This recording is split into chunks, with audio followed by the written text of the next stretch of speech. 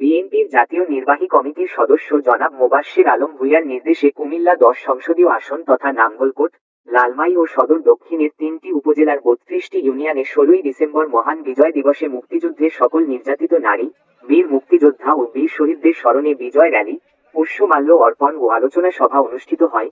আমরা ধারাবাহিকভাবে কিছু তথ্যচিত্র প্রদর্শনী করার চেষ্টা করেছি।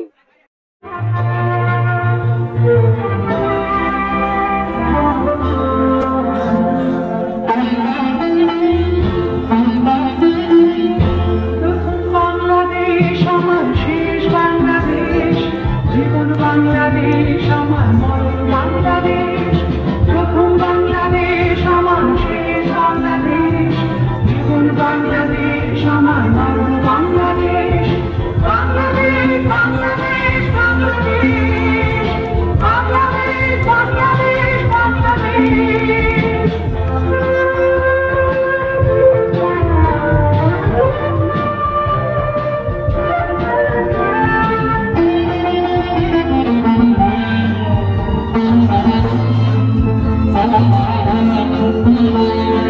আমার আমি নাই ছড়ানো পিছনে সোনা সোনা বলি কথা, মাটির মমতায় ভাসু ভাসু সবুজের আলপনা। আমার আমি নাই ছড়ানো পিছনে সোনা সোনা বলি কথা, মাটির মমতায় ভাসু ভাসু সবুজের আলপনা।